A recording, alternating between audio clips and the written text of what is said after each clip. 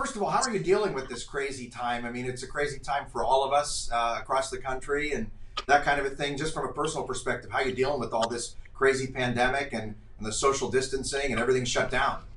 Yeah, I think the first thing is, my family's doing okay. I talked to my dad this morning.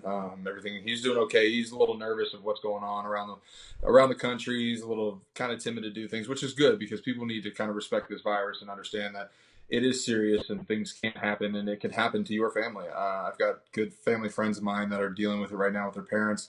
So it is scary. But for my wife and I, again, the social distancing, we're keeping our distance from things. Just kind of staying at home. Like I told you, we're doing some honey-do list things. So doing some home improvement things that are well needed to be done, but keeping our distance and making sure that we're staying clean and following the guidelines set by the government. Typically, OTAs would be happening in the next few weeks, if not now already. How odd is it to not be really doing anything football related here at this time of year after being used to doing it, with spring ball in college and then now in your couple of years in the NFL?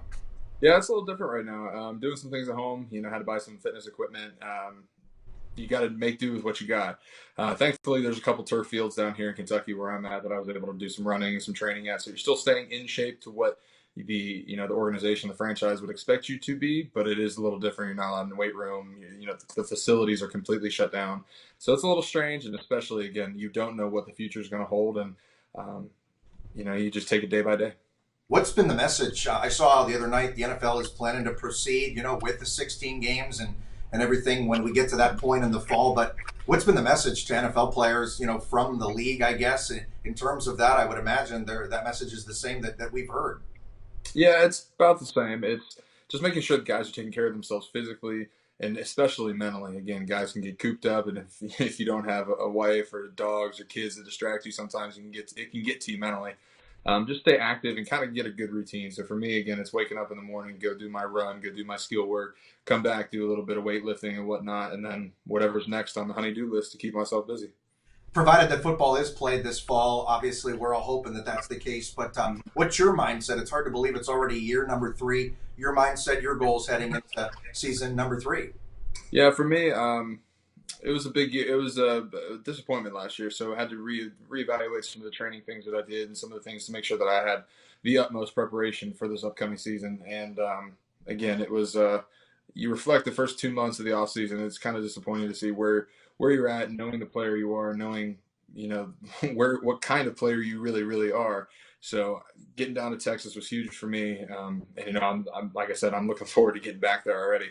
It's just a matter of got to take care of yourselves physically right now to make sure you don't get sick and make sure your family members are taken care of.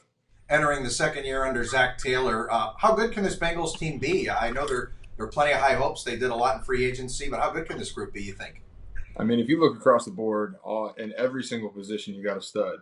And I think that's the fun thing about the NFL. But if you really look across, there's positions, again, our wide receiver core, our defensive line, the offensive line is continuing to be molded. Our quarterback situation, our running backs, I mean, my goodness, you're looking, we're too deep in almost every spot. And all the free agency moves that we made this offseason, it's a really contending team. And again, we have a culture that's being built. And, you go through some of these readjustment periods.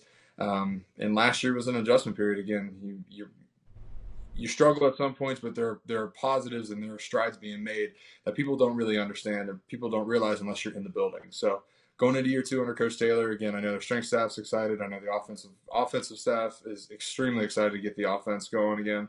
And then again, the draft coming up in a couple of weeks, so I know guys are excited. You feel good? You feel healthy heading into hopefully what will be a season? Yeah, no foot injuries, no back injuries. Shoulders are good, knees are great.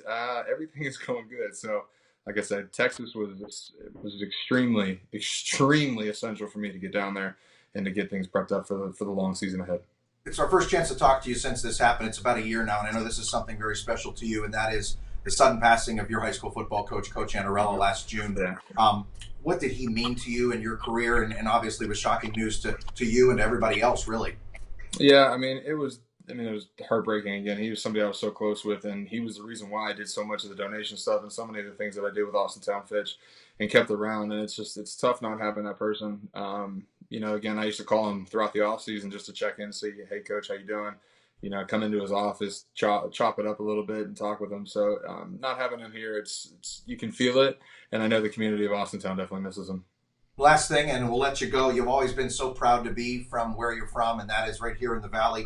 How much of that gritty mindset do you look to bring to the field every Sunday when you strap it up and get ready to go? I mean, again, they're the few that are very fortunate enough to be in the NFL. Again, I know I've talked to LaShawn Daniels as well. You play with pride, and again, you're from Youngstown, Ohio, and it's something that you don't take lightly. And the reputation that we hold, and again, it's extremely, extremely special. So, the more grit, the better, and the tougher you got to be.